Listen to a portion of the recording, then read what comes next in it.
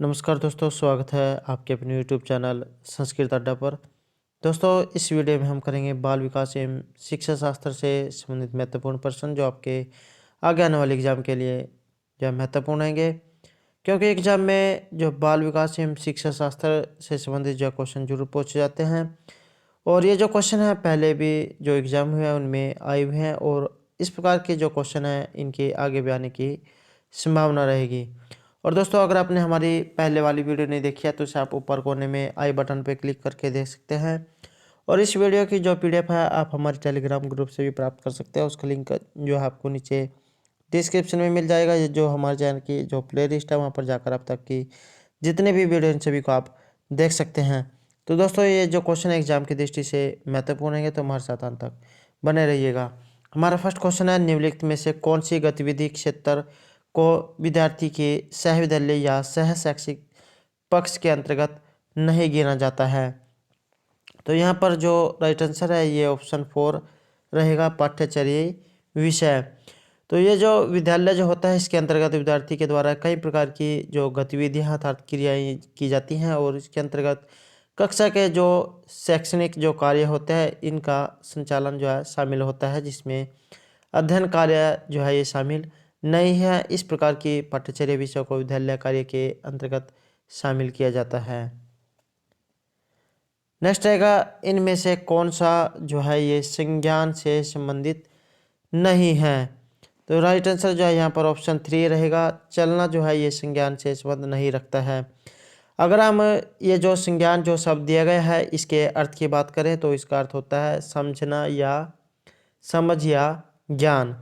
तो शैक्षणिक जो प्रक्रिया होती है इसमें अधिगम का मुख्य केंद्र जो है ये संज्ञानात्मक ही होता है, और जो संज्ञान है इसमें मुख्य रूप से ज्ञान की समग्रता, अनुप्रयोग, विश्लेषण तथा जो मूल्यांकन पक्ष इसमें सम्मिलित होते हैं। इसमें जो मनोवैज्ञानिक हुए हैं जीन पियाजे, इन्होंने संज्ञानात्मक विकास की 4 अवस्थाओं का वर्णन किया है, और ये चारों ही अवस्थाएं जो है एग्जाम की दृष्टि से महत्वपूर्ण है। और एक क्वेश्चन यहाँ पर ये बन जाता है कि जो संज्ञानात्मक विकास का जो सिद्धांत है ये किनकी देन है, तो जीन पियाजे का ये रहेगा। और इनके द्वारा कितनी अवस्थाओं का वर्णन किया गया है, तो 4 अवस्थाओं का जो इनके द्वारा वर्णन किया गया है। अगला क्वेश्चन है, एक विद्यार्थी खुद के द्वारा जाने गए कुछ शब्द जैसे बाघ, कुत्ता, शेर, तेंदुआ इत्यादि के आधार पर एक नया शब्द सीखता है, मांसाहारी पशु। तो इस प्रकार के सीखने को क्या कहा जाता है, तो इसे जो है हम महाकोटि सीखना जो है कहेंगे। इसका आधार यह होता है कि विद्यार्थी अपना जो संज्ञानात्मक स्तर है इस पर यह धारणा करता है कि ये सभी जो पशु है अन्य जो दूसरे पशु होते हैं इनके भक्षण करके जीवन यापन करते हैं, अर्थात ये मांस का भोजन करते हैं। तो उन्होंने इसके द्वारा ये सीखा है कि ये सभी जो है मांसाहारी हैं। नेक्स्ट क्वेश्चन है, बालकों को यह समझ की चाहे वे किसी अन्य लिंगधारी जैसे कपड़े, बालों को स्टाइल अपना भी ले तो भी उनका स्वयं का लिंग नहीं बदलेगा। तो बालकों की इस प्रकार की समझ को हम क्या जो है कह सकते हैं, तो इसे हम लिंग संगतता जो है कहेंगे। नेक्स्ट क्वेश्चन रहेगा हमारा उत्तर बाल्यावस्था। ये जो उत्तर बाल्यावस्था है इसका जो समय है ये कितना माना गया है, दोस्तों 4 अवस्थाएं मानी गई है, शैशव, बाल्य, किशोर और युवा। तो यहाँ पर जो उत्तर बाल्यावस्था है इसका समय रहेगा 6 से 12 वर्ष का। तो बाल्यावस्था जो होती है इसे 2 भागों में जो है बांटा गया है, प्रथम अवस्था और उत्तर अवस्था।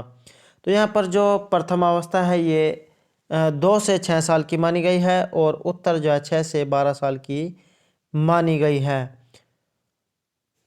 और जो 12 से 19 की जो अवस्था होती है ये किशोर अवस्था कहलाती है। अगला क्वेश्चन है हमारा, विद्यार्थी के व्यक्तित्व के समग्र विकास का आंकलन इनमें से किस तरह का मूल्यांकन कहलाता है।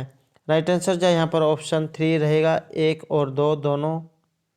तो वर्तमान में अर्थात इस समय जो हमारे सामने पारंपरिक जो परीक्षा प्रणाली और मूल्यांकन पद्धति है इसको बदलने की चुनौती सामने आई है। माध्यमिक स्तर पर सतत और व्यापक मूल्यांकन जो मूल्यांकन है को अपने सभी विद्यालय में लागू करते हुए सीबीएसई ने जो है ये आदेश दिया है कि मूल्यांकन करते समय विद्यार्थी के जो सर्वांगीण विकास है उसको ध्यान दिया जाना चाहिए।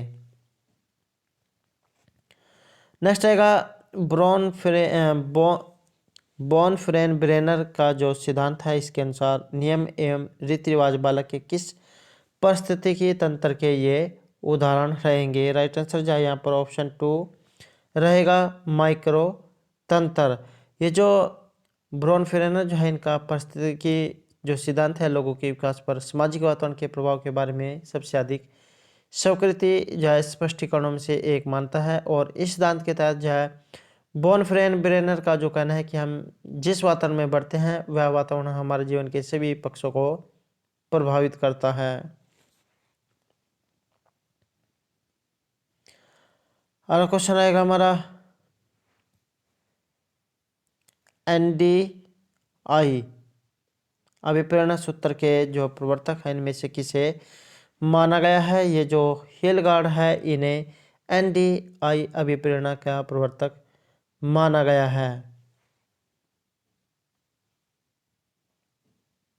नेक्स्ट क्वेश्चन रहेगा हमारा, निम्नलिखित में से कौन सा विकल्प जीन पियाजे के द्वारा दिए गए मूर्त संक्रियात्मक अवस्था या विशेषता को दर्शाता है। ये जो राइट आंसर रहेगा यहाँ पर ऑप्शन 3, बालक अपने प्रवेश को सांकेतिक रूप से दर्शाना आरंभ करता है। तो जो एक दोस्तों क्वेश्चन यहाँ पर ये बन जाता है कि ये जो जीन पियाजे है ये किस देश के मनोवैज्ञानिक थे। इनका जो संबंध है ये स्विट्जरलैंड से था। और जीन पियाजे ने संज्ञानात्मक विकास की 4 अवस्थाओं में जा बांटा है। इसमें जो अगर हम इनकी अवस्थाओं की बात करें दोस्तों, आप इसको एक जो है नोटबुक में भी नोट कर सकते हैं। अगर हम इसके अवस्थाओं की बात करें तो हमारी जो प्रथम अवस्था है इंद्रिय जनित गामक अवस्था है, जो जन्म से लेकर 2 साल तक की होती है। दूसरी अवस्था पूर्व सक्रियात्मक अवस्था है, यह 2 से 7 साल तक होती है। और तीसरी जो है ये मूर्त सक्रियात्मक अवस्था रहेगी, इसका जो समय है ये 7 से 11 साल का रहेगा। और जो चौथी अवस्था है ये औपचारिक या अमूर्त सक्रियात्मक अवस्था होती है और इसका जो समय है ये 7 से 11 वर्ष रहेगा। और जो मूर्त जो सक्रियात्मक अवस्था होती है इसके अंतर्गत बालक में वस्तुओं को पहचानने और उनमें जो है अंतर करने की जो बुद्धि है ये विकसित हो जाती है। अगला क्वेश्चन रहेगा, निम्नलिखित में से कौन सा बाल्यकाल का अन्य नाम नहीं है। तो यहाँ पर जो बाल्यकाल है इसका एक अन्य नाम इनमें से कौन सा नहीं रहेगा, गिरोह से पहले की आयु। और ये जो गिरोह से पहले की जो आयु है ये जो शैशवावस्था जो होती है इसके अंतर्गत आती है। और यह जो अवस्था है जन्म से 2 साल तक की मान जाती है, जिसमें बच्चों का शारीरिक और जो मानसिक विकास है बहुत तेज़ी से होता है। साथ ही बालक में प्यार और जो प्रेम है, स्नेह, इसकी आवश्यकता बढ़ने लग जाती है। अगला क्वेश्चन रहेगा, संज्ञानात्मक विकास का जो समाज सांस्कृतिक सिद्धांत है किसने इसको प्रस्तावित किया था। राइट आंसर जो है यहाँ पर ऑप्शन 2 रहेगा, लेव वाइगोत्स्की। तो ये जो लेव वाइगोत्स्की है इन्होंने बालकों में सामाजिक विकास से संबंधित एक सिद्धांत का प्रतिपादन किया है। और इस सिद्धांत में इन्होंने बताया है कि बालक के हर प्रकार के विकास में उसके समाज का विशेष योगदान होता है। और वाइगोत्स्की के जो सामाजिक सांस्कृतिक विकास का सिद्धांत है इसके अंतर्गत सहयोगात्मक समाधान, अर्थात जो बच्चे जो होते हैं ये अपने शिक्षक के निर्देश के अनुसार अपने साथियों की सहायता से उन समस्याओं का समाधान कर लेते हैं। दोस्तों यहाँ पर एक महत्वपूर्ण क्वेश्चन ये बन जाता है कि ये जो वाइगोत्स्की जो है इनका जो सिद्धांत कौन सा रहेगा। तो इनका जो सिद्धांत है ये सामाजिक सांस्कृतिक विकास का सिद्धांत है। अगला क्वेश्चन रहेगा, थ्रस्टन के द्वारा बुद्धि के लिए किस शब्द का प्रयोग किया गया था। तो यहाँ पर जो हमारा सी आंसर है ये ऑप्शन 1 रहेगा, प्राथमिक मानसिक क्षमताएं। तो ये जो थ्रस्टन जो मनोवैज्ञानिक है इनके द्वारा बुद्धि के लिए प्राथमिक मानसिक जो क्षमता है इसका प्रयोग किया गया है। और थ्रस्टन ने बुद्धि के संबंध में बहुआयामी जो बुद्धि का सिद्धांत दिया था। एक क्वेश्चन तो यहाँ पर यही महत्वपूर्ण हो जाता है कि थ्रस्टन के द्वारा दिए गए सिद्धांत का क्या नाम है। तो बहुआयामी बुद्धि का सिद्धांत जो इन्होंने दिया था। और बहुआयामी बुद्धि का जो अर्थ होता है कि एक ही व्यक्ति के अंदर अनेक प्रकार के कौशलों का विकास होना। अगला क्वेश्चन है, इनमें से कौन सी रक्षात्मक युक्ति नहीं है। तो ये जो आंसर 4 जो हमारा यहाँ पर रहेगा, साहचर्य जो है एक यहाँ पर ये रक्षात्मक युक्ति नहीं है।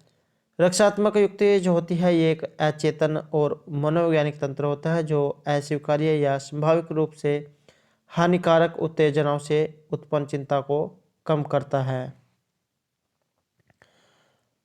अगला क्वेश्चन रहेगा, इनमें से कौन सी संवेगात्मक बुद्धि का एक तत्व नहीं है।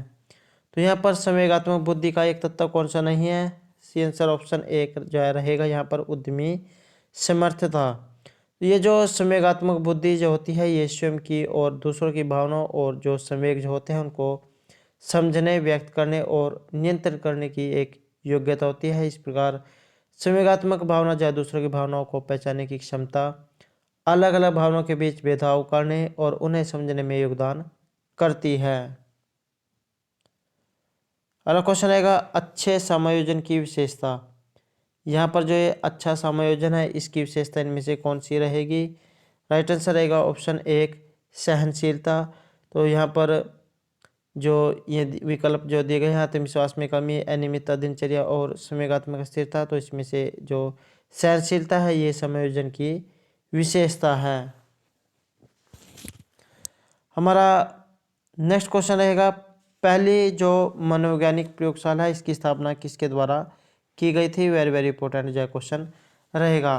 तो पहली मनोवैज्ञानिक जो प्रयोगशाला है इसकी स्थापना इनमें से किसके द्वारा हुई थी, ये की गई थी विलियम वुंट के द्वारा। तो ये जो विलियम वुंट है इसका अगर हम कई बार एग्जाम में इनकी जो पूरा नाम पूछ लिया जा सकता है, तो विल्हेम मैक्समिलियन वुंट जो इनका पूरा नाम था और ये जर्मनी के एक दार्शनिक, चिकित्सक और प्राध्यापक थे जिन्हें आधुनिक जो मनोविज्ञान है इसका जनक माना जाता है। और विलियम वुंट ने जो मनोविज्ञान को विज्ञान माना है और उन्होंने ही सबसे पहले अपने आप को जो मनोवैज्ञानिक कहा था। और इन्होंने जो 1879 ईस्वी में जो लिप्जिंग विश्वविद्यालय इसमें मनोविज्ञान की प्रथम जो प्रयोगशाला है इसकी स्थापना की थी। अगला क्वेश्चन रहेगा, नई सूचनाओं को पूर्ववर्ती विद्यमान मानसिक संरचना में व्यवस्थित करना क्या कहलाता है। तो सी आंसर यहाँ पर ऑप्शन 1 जो है रहेगा आत्मसात करना। तो नई जो सूचनाएं होती हैं इनको पहले वाली विद्यमान मानसिक संरचना में जो बिठाना आत्मसात कहलाता है। इसके अंतर्गत किसी पूर्व विचार या व्यवहार को अपने वर्तमान सूचना या व्यवहार के साथ संशोधित किया जाता है और यह एक बहुमूल्य अवधारणा है जिसका मूल्य अनुप्रयोग के आधार पर अलग अलग होता है। अगला क्वेश्चन रहेगा, अपने शिष्य के संवेगात्मक विकास के लिए एक जो अध्यापक जो होता है उसे इनमें से क्या करना चाहिए। सी आंसर ऑप्शन 2 जो है यहाँ पर रहेगा, वह अपने शिष्य के प्रति प्रेम तथा स्नेह विकसित करे। अपने शिष्य के जो संवेगात्मक विकास के लिए अध्यापक को यह चाहिए कि वह शिष्य के प्रति प्रेम और स्नेह का जो है विकास करे। और जो संवेग जो होते हैं इनके विकास मनोबुद्धि एवं विकास का ही एक महत्वपूर्ण पहलू होता है। बालक का जो संवेगात्मक व्यवहार है उसकी शारीरिक वृद्धि और विकास को नहीं बल्कि जो बुद्धि या सामाजिक और नैतिक विकास होता है उसको भी प्रभावित करता है। अगला क्वेश्चन रहेगा, बाल अपराध। यहाँ पर जो एक बालक जो है इसके अपराध का एक कारण नहीं है, तो ये कौन सा रहेगा। राइट आंसर रहेगा ऑप्शन 4 उचित घरेलू वातावरण। दोस्तों अगर किसी के परिवार का जो वातावरण है ये सही नहीं है तो इसके कारण जो है बच्चा अपराधी बन सकता है। लेकिन यहाँ पर जो ये ऑप्शन दिए गए हैं ये इसमें से एक अपराध का कारण नहीं है कि उचित घरेलू वातावरण का होना।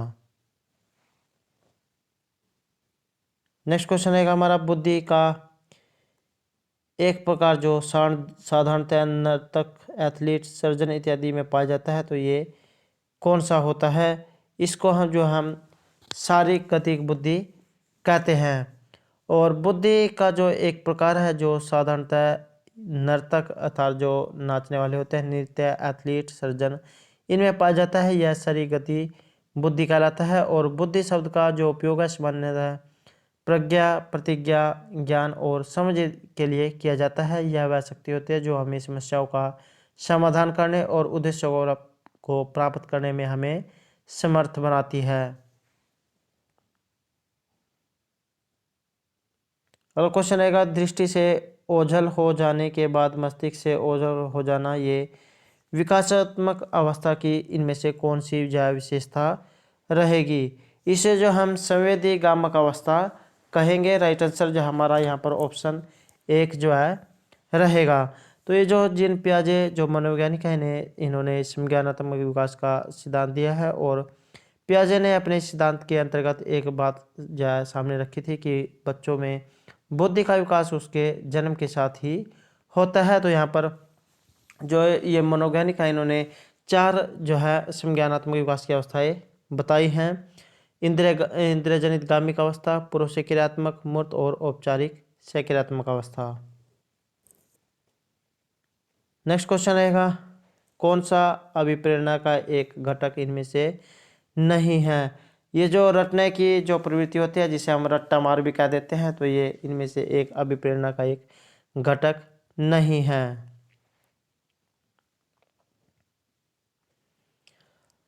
नेक्स्ट क्वेश्चन रहेगा, इनमें से कौन सा जो है किशोरावस्था का अन्य नाम नहीं है? तो ये किशोरावस्था का एक अन्य नाम नहीं है, स्फूर्ति की अवस्था। तो ये जो 12 से जो 18 साल की जो अवस्था होती है, इसको किशोर अवस्था की आयु कहा जाता है, और यह ऐसा समय होता है जब बालक बाल्यावस्था से पर जो मेजोरिटी जो है परिपक्वता इसकी ओर जो है बढ़ते चले जाते हैं, और इस अवस्था में किशोर जो द्विधा जो होती है एवं स्वयं से संबंधित सार्वकालिक मतलब का भाव रखते हैं। मैं कौन हूँ, क्या हूँ, मैं कुछ हूँ, ऐसी भावनाओं का विकास जो है इस आयु में होने लग जाता है।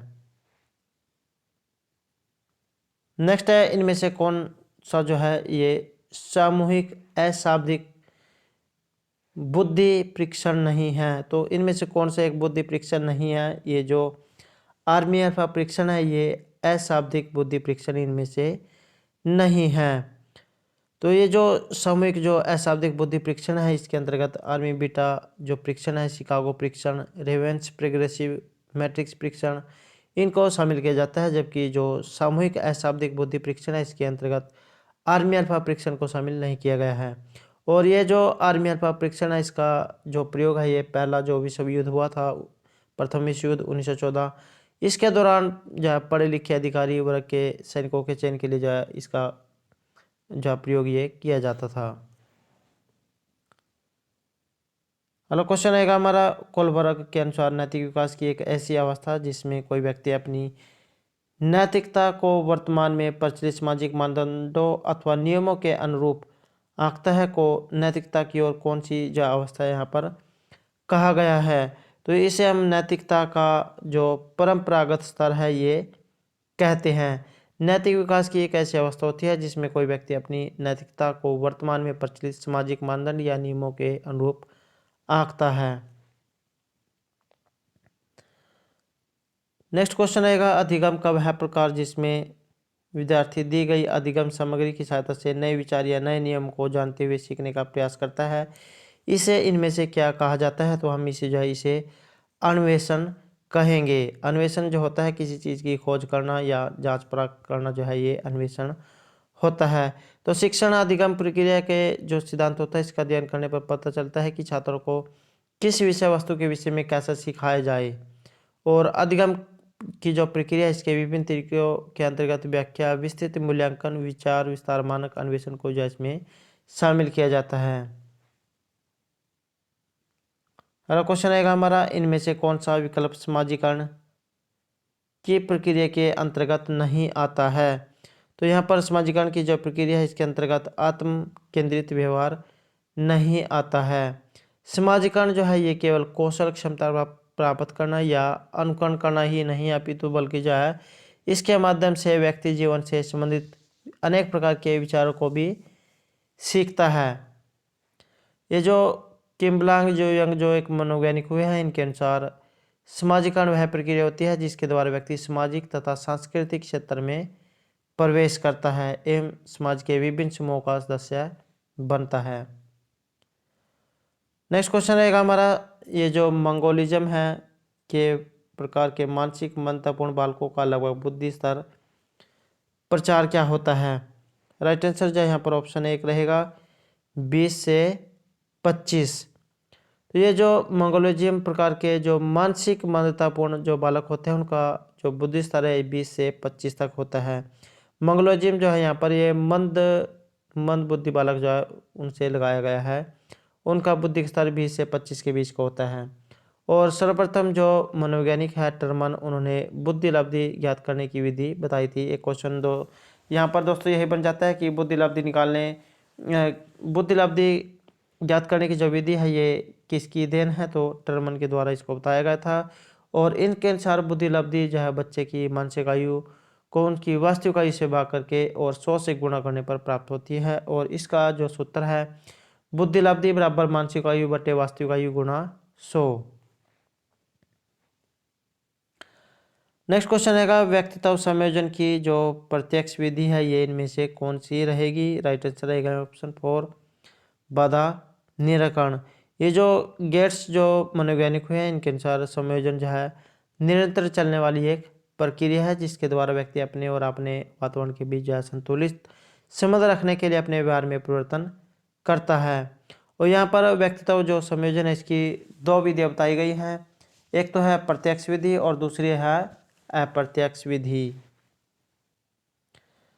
हमारा अंतिम क्वेश्चन रहेगा निम्नलिखित में से कौन सा टेलर के द्वारा प्रदत्त सृजनात्मक स्तर सिद्धांत का एक चौथा स्तर है? तो यहाँ पर जो ये चौथा स्तर है ये अभिनव सृजनात्मक रहेगा। तो ये जो टेलर जो मनोवैज्ञानिक है इन्होंने सृजनात्मक स्तर अर्थात सिद्धांत के संबंध में जो 5 स्तर है उनका प्रतिपादन किया है। इसमें जो प्रथम स्तर है ये अभिव्यक्त रचनात्मक स्तर का है, जबकि कलात्मक या रचनात्मक स्तर दूसरा। तीसरा स्तर आविष्कारशील या रचनात्मक सिद्धांत है और चौथा जो है ये अभिनव रचनात्मक रहेगा और जो पांचवा है ये कल्पनात्मक या रचनात्मक रहेगा। तो दोस्तों ये थे हमारे आज के जो है बाल विकास एवं शिक्षा शास्त्र से संबंधित कुछ जो है आज के महत्वपूर्ण क्वेश्चन जो आपके आगे आने वाले एग्जाम के लिए महत्वपूर्ण रहेंगे। और दोस्तों अगर आपको क्वेश्चन अच्छे लगे हो तो हमारे चैनल को सब्सक्राइब कीजिएगा, लाइक कीजिएगा, ज़्यादा ज़्यादा ग्रुपों में शेयर कीजिएगा। और दोस्तों हमारे साथ अंत तक बनाने के लिए धन्यवाद।